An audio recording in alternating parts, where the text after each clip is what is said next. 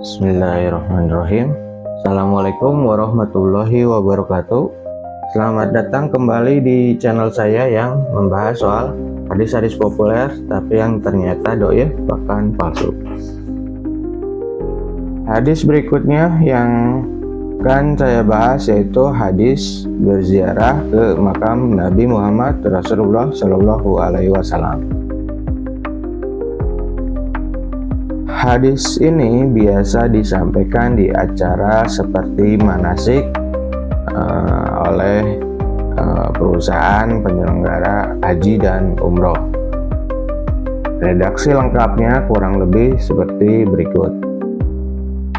Orang yang berziarah ke makam Nabi Muhammad Rasulullah Shallallahu Alaihi Wasallam seperti halnya mengunjungi beliau di kala masih hidup. Demikian hadis yang biasa disampaikan oleh perusahaan penyelenggara haji dan umroh pada kegiatan manasik. Untuk memastikan otentisitas hadis tersebut secara ilmiah, kita bersama-sama telusuri dan mengkajinya.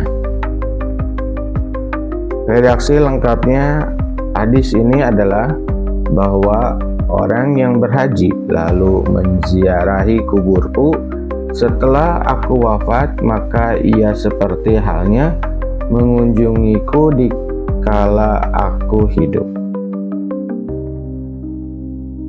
Syekh Muhammad Nasiruddin Al-Albani menulis dalam Silsilatul Ahadits Ad-Dhaifah wal Maudu'ah bahwa hadis ini diriwayatkan antara lain oleh Imam Tabrani dalam Al-Mu'jam Al-Kabir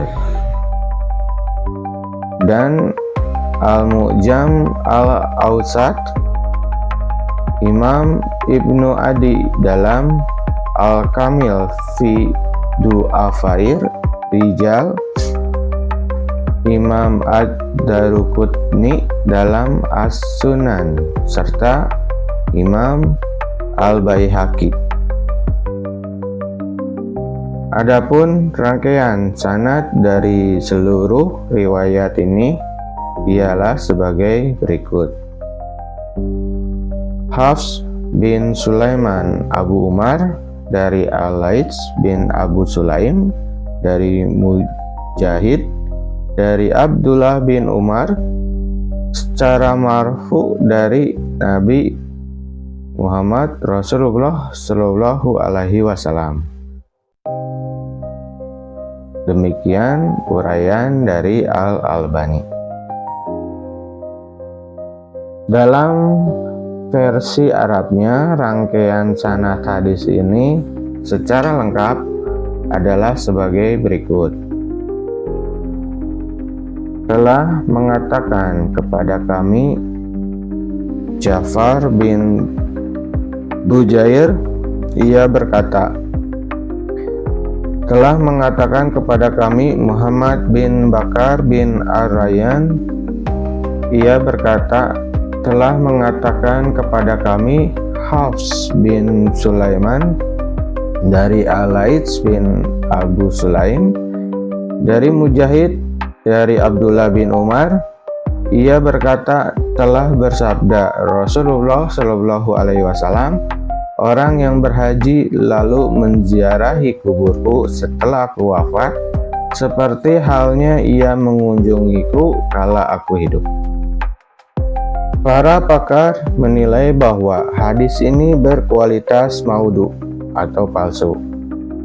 Adapun sumber kepalsuan hadis ini dapat diketahui dari dua kriteria, yaitu sanad dan matannya. Dari sisi sanad atau jalur periwayat, pangkal kepalsuan hadis ini terletak pada dua sosok rawi yang bernama Hafs bin Sulaiman dan Al-Laits bin Abu Sulaim, yang dinilai oleh para pakar tidak kredibel dalam meriwayatkan hadis. Imam Ibnu Hajar al-Asqalani misalnya, beliau menilai Al-Laits sebagai sosok mukhtalat atau seseorang yang penuh dengan kerancuan sehingga hadisnya ditinggalkan.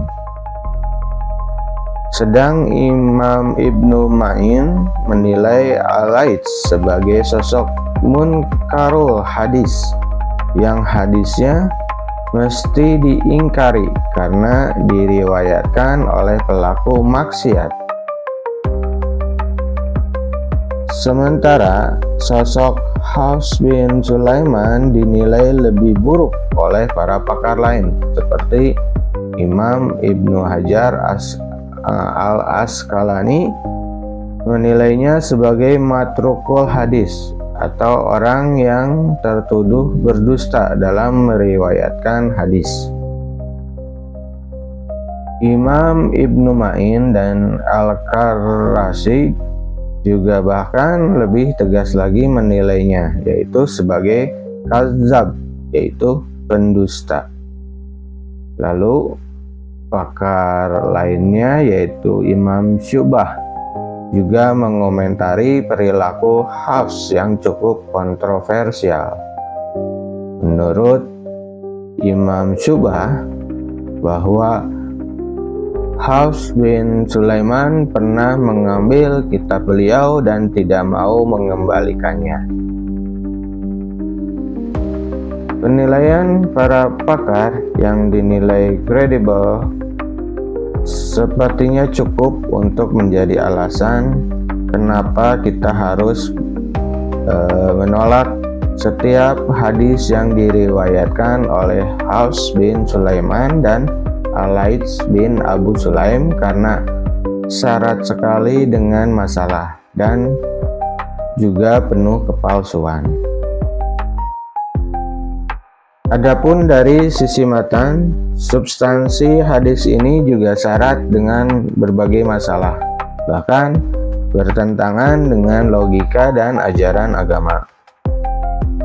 Seseorang yang pernah bertemu dengan Rasulullah Shallallahu Alaihi Wasallam kala beliau hidup dihukumi sebagai sahabat dalam disiplin ilmu hadis.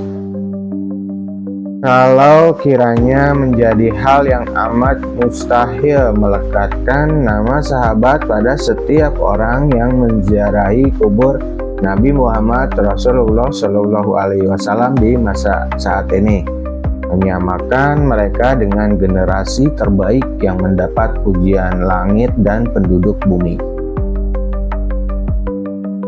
Substansi hadis ini juga tertolak secara logika.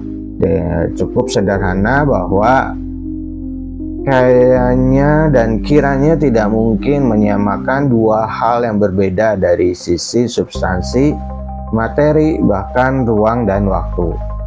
Karena itu, hadis ini pun tertolak secara substansi dan tidak layak dijadikan dalil dalam agama. Kesimpulannya, berdasarkan paparan yang saya sampaikan tadi dapat disimpulkan bahwa hadis yang berbunyi orang yang berhaji lalu menziarahi kuburku setelah aku wafat seperti halnya mengunjungiku kala aku hidup adalah hadis palsu, bukan sabda Nabi Muhammad Rasulullah Shallallahu Alaihi Wasallam. Hadis ini amat bermasalah dari sisi sanad dan matan, bahkan substansinya dinilai bertentangan dengan logika dan pandangan agama. Karena itu, kepopuleran hadis ini tetap tidak dapat dijadikan sebagai sandaran dalil yang dinisbatkan pada Rasulullah Shallallahu Alaihi Wasallam. Wallahu a'lam bishawab. Saya mohon maaf apabila ada kesalahan dalam penyampaian karena saya hanya manusia dan kesempurnaan hanya milik Allah. Jazakumullah. Assalamualaikum warahmatullahi wabarakatuh.